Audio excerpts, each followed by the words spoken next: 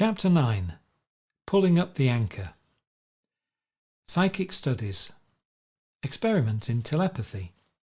My first séances. A curious test. General Drayson. Opinion on theosophy.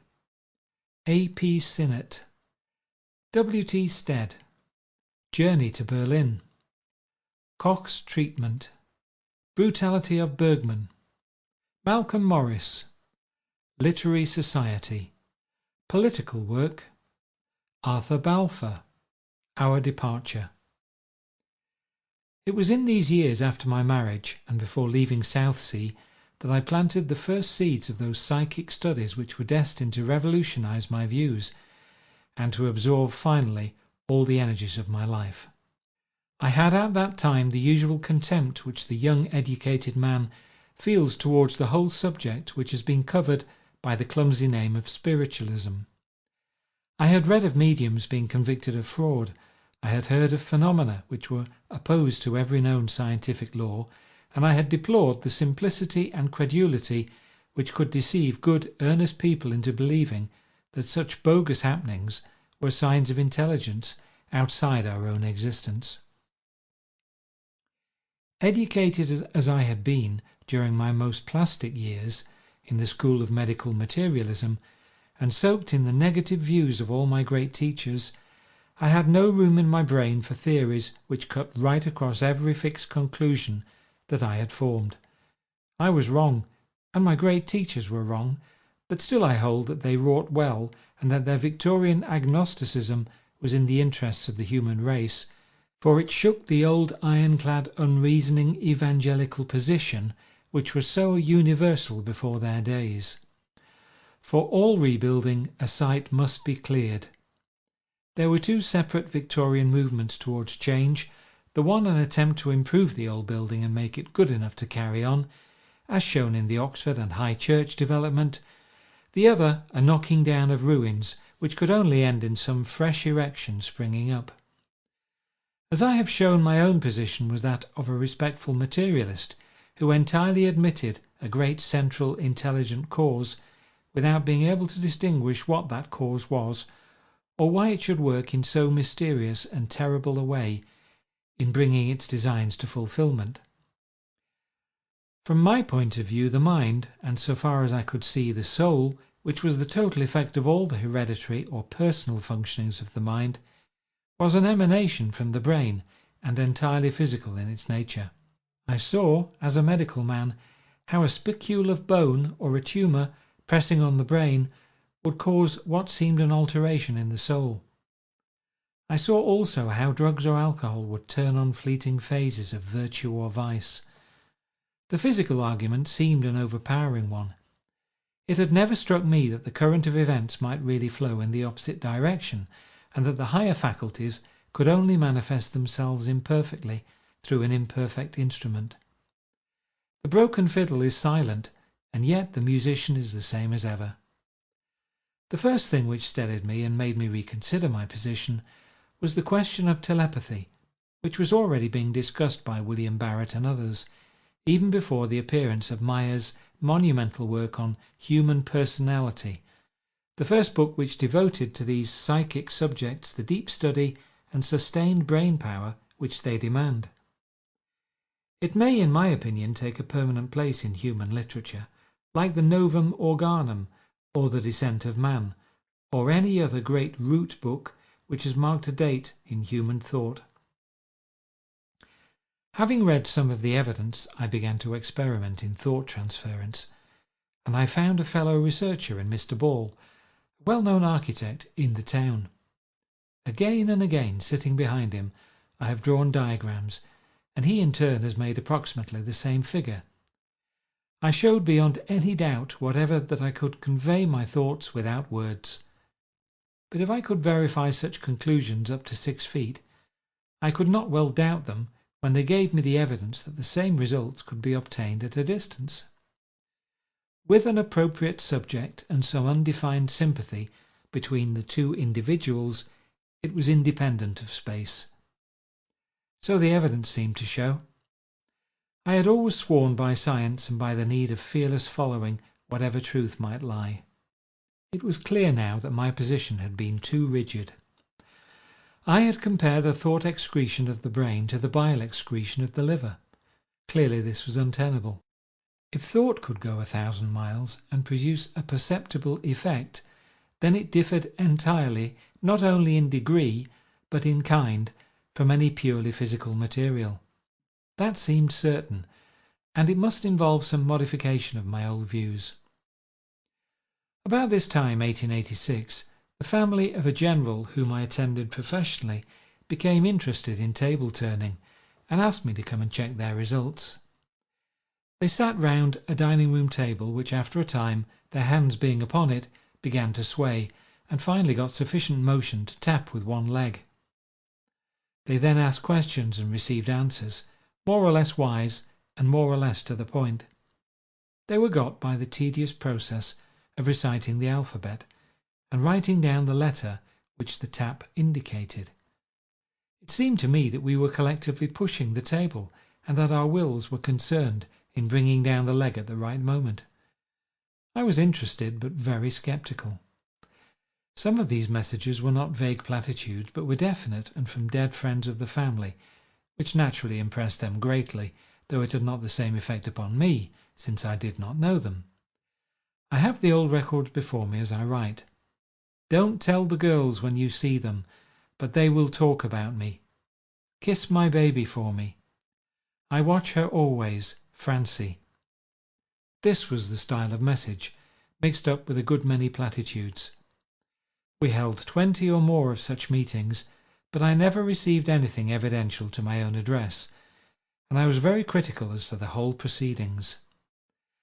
Nonetheless, there was a problem to be solved, and I went on with its solution, reading the pros and the cons, and asking advice from those who had experience, especially from General Drayson, a very distinguished thinker and a pioneer of psychic knowledge, who lived at that time at Southsea.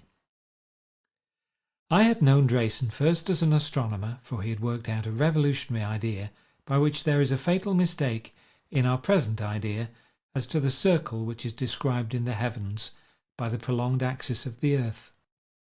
It is really a wider circle round a different centre, and this correction enables us to explain several things now inexplicable, and to make astronomy a more exact science, with certain very important reactions upon geology and the recurrent glacial epochs, the exact date of which could be fixed. His views impressed me much at the time, and several books upholding them have appeared since his death, notably Draysonians by Admiral de Horsey. If he makes good, as I think he will, Drayson will make a great permanent name. His opinion, therefore, was not negligible upon any subject, and when he told me his views and experiences on spiritualism, I could not fail to be impressed, though my own philosophy was far too solid to be easily destroyed. I was too poor to employ professional mediums, and to work on such subjects without a medium is as if one worked at astronomy without a telescope. Once only an old man with some reputed psychic power came for a small fee, and gave us a demonstration. He went into a loud breathing trance to the alarm of his audience, and then gave each of us a test. Mine was certainly a very remarkable one, for it was, "Do not read Leigh Hunt's book." I was hesitating at the time whether I should read his Comic Dramatists of the Restoration or not, for on the one hand it is literature, and on the other the treatment repelled me. This then was a very final and excellent test so far as telepathy went, but I would not fully grant that it was more. I was so impressed, however, that I wrote an account of it to Light, the psychic weekly paper, and so in the year 1887 I actually put myself on public record as a student of these matters. That was 37 years ago as I write, so I am a very senior student now. From that time onwards I read and thought a great deal, though it was not until the later phase of my life that I realized whither all this was tending. This question I will treat in a final section by itself, so that those to whom it is of less interest can avoid it. I was deeply interested and attracted for a year or two by theosophy, because while spiritualism seemed at that time to be chaos so far as philosophy went, theosophy presented a very well thought out and reasonable scheme, parts of which, notably reincarnation and karma, seemed to offer an explanation for some of the anomalies of life. I read Sinnett's Occult World, and afterwards, with even greater admiration, I read his fine exposition of theosophy in Esoteric Buddhism, a most notable book. I also met him, for he was an old friend of General Drayson's, and I was impressed by his conversation. Shortly afterwards, however, there appeared Dr. Hodgson's report upon his investigation into Madame Blavatsky's proceedings at Adyar, which shook my confidence very much.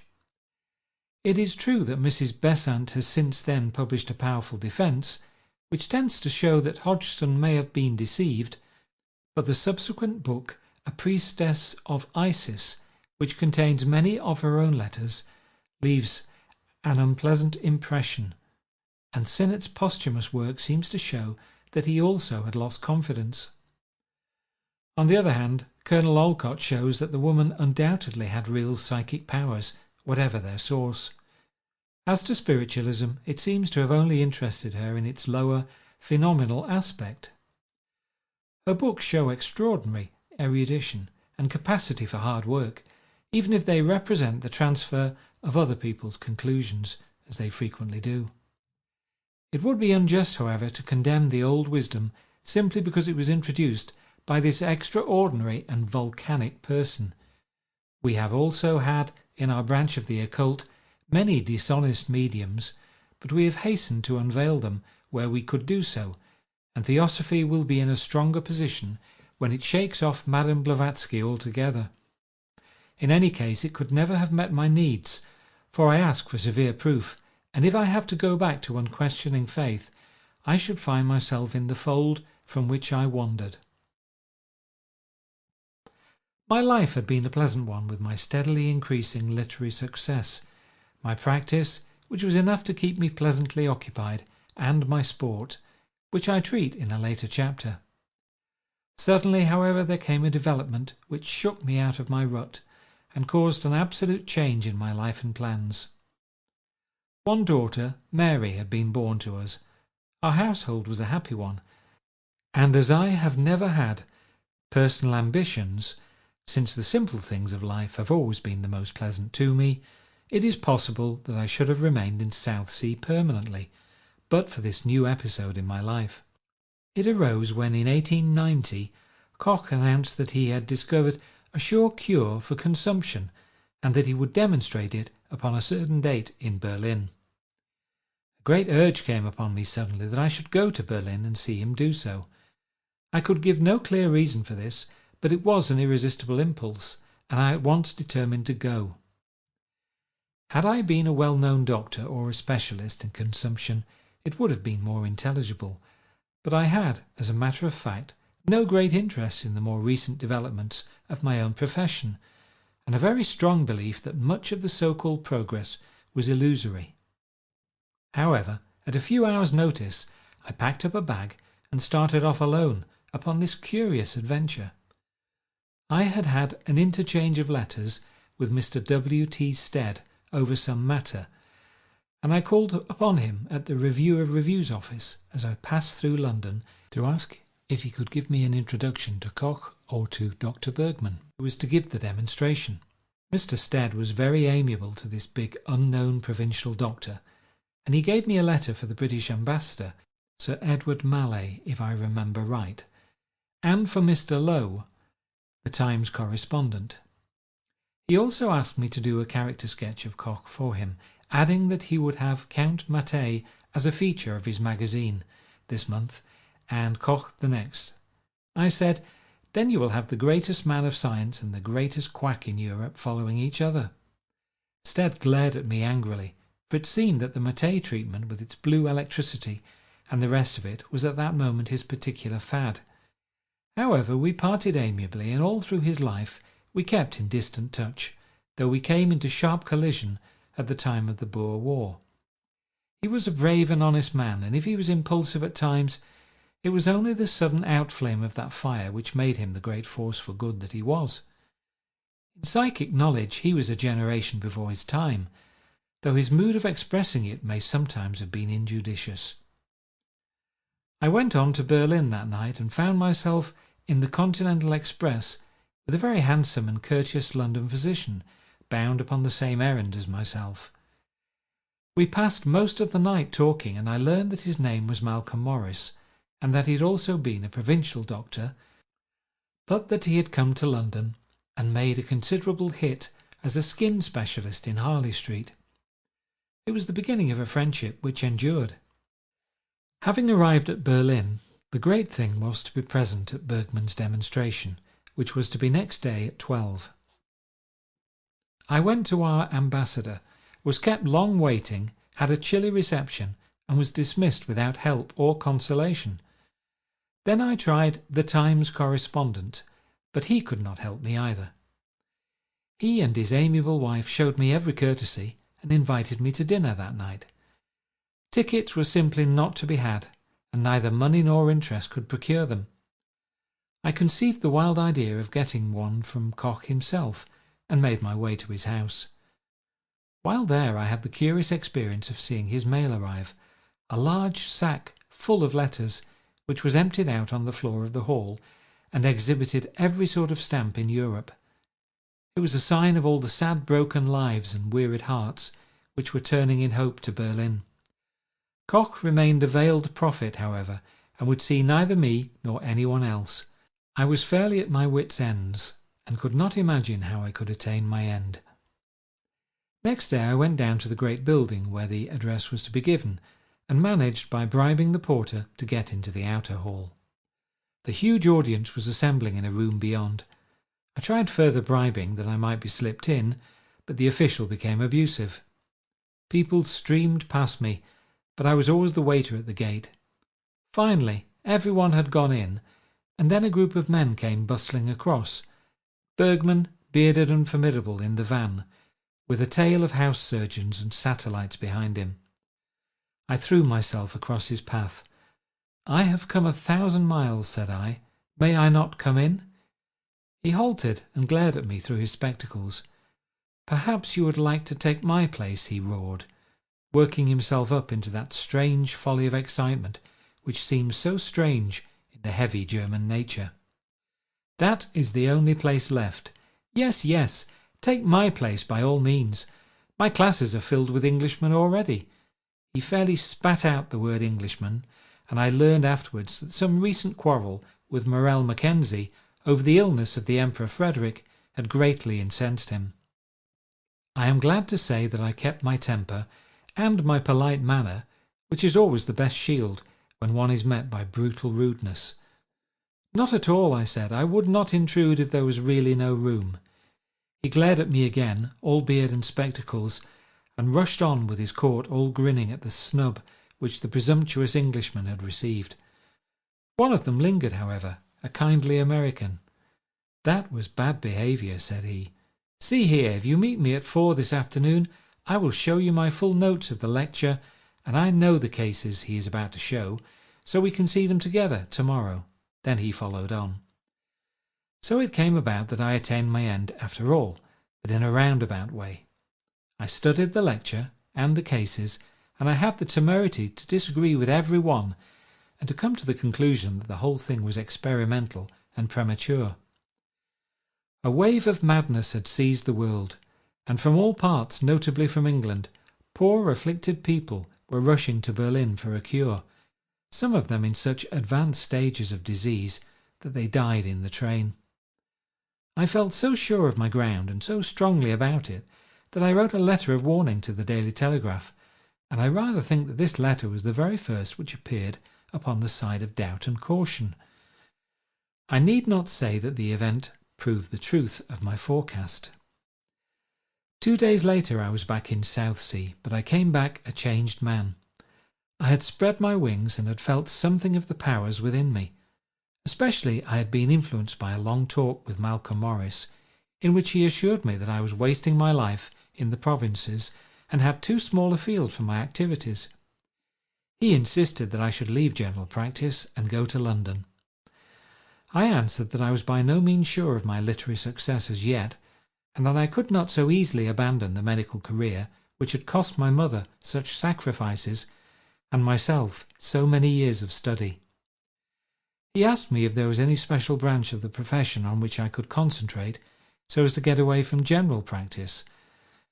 I said that of late years I had been interested in eye work and had amused myself by correcting refractions and ordering glasses in the Portsmouth Eye Hospital under Mr. Vernon Ford. "Well," said Morris, "why not specialize upon the eye? Go to Vienna, put in 6 months' work, come back and start in London. Thus you will have a nice clean life with plenty of leisure for your literature." I came home with this great suggestion buzzing in my head, and as my wife was quite willing and Mary, my little girl, was old enough now to be left with her grandmother, there seemed to be no obstacle in the way. There were no difficulties about disposing of the practice, for it was so small and so purely personal that it could not be sold to another and simply had to dissolve. The Portsmouth Literary and Scientific Society gave me a Godspeed banquet. I have many pleasant and some comic reminiscences of this society, of which I had been secretary for several years. We kept the sacred flame burning in the old city with our weekly papers and discussions during the long winters. It was there I learned to face an audience, which proved to be of the first importance for my life's work. I was naturally of a very nervous, backward, self-distrustful disposition in such things, and I have been told that the signal that I was about to join in the discussion was that the whole long bench on which I sat, with everyone on it, used to shake with my emotion. But once up, I learned to speak out, to conceal my trepidations, and to choose my phrases. I gave 3 papers, one on the Arctic seas, one on Carlyle, and one on Gibbon. The former gave me a quite unmerited reputation as a sportsman, for I borrowed from a local taxidermist every bird and beast that he possessed which could conceivably find its way into the Arctic Circle. These I piled upon the lecture table, and the audience, concluding that I had shot them all, looked upon me with great respect. Next morning they were back with the taxidermist once more. We had some weird people and incidents at these debates.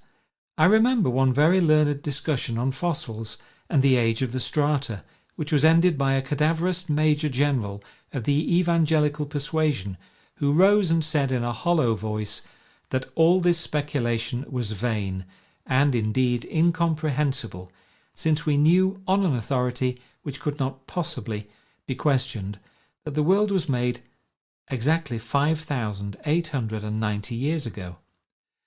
This put the lid on the debate, and we all crept home to bed. My political work also caused me to learn to speak. I was what was called a liberal unionist, that is, a man whose general position was liberal, but who could not see his way to support Gladstone's Irish policy. Perhaps we were wrong. However, that was my view at the time. I had a dreadful first experience of platform speaking on a large scale, for at a huge meeting at the amphitheatre the candidate, Sir William Crossman, was delayed, and to prevent a fiasco I was pushed on at a moment's notice to face an audience of 3,000 people. It was one of the tight corners of my life. I hardly knew myself what I said, but the Irish part of me came to my aid and supplied me with a torrent of more or less incoherent words and similes, which roused the audience greatly, though it read to me afterwards more like a comic stump speech than a serious political effort. But it was what they wanted, and they were mostly on their feet before I finished. I was amazed when I read it next day, and especially the last crowning sentence, which was, "England and Ireland are wedded together with the sapphire wedding ring of the sea, and what God has placed together, let no man pluck asunder." It was not very good logic, but whether it was eloquence or rhodomontade, I could not even now determine. I was acting secretary when Mr. Balfour came down to address a great meeting, and, as such, when the hall was full, I waited on the curb outside to receive him. Presently his carriage drove up, and out he stepped, tall, thin, and aristocratic. There were 2 notorious artisans of the other side waiting for him, and I warned them not to make trouble. However, the moment Balfour appeared, one of them opened a huge mouth with the intention of emitting a howl of execration, but it never got out, for I clapped my hand pretty forcibly over the orifice, while I held him by the neck with the other hand. His companion hit me on the head with a stick, and was promptly knocked down by one of my companions. Meanwhile Balfour got safely in, and we two secretaries followed, rather dishevelled after our adventure. I met Lord Balfour several times in after life, but I never told him how I once had my hat smashed in his defence. What with the literary society and the politicians, I left a gap behind me in Portsmouth, and so did my wife, who was universally popular for her amiable and generous character. It was a wrench for us to leave so many good friends. However, toward the end of 1890 the die was cast, and we closed the door of Bush Villa behind us for the last time. I had days of privation there, and days of growing success during the 8 long years that I had spent in Portsmouth. Now it was with a sense of wonderful freedom and exhilarating adventure that we set forth upon the next phase of our lives.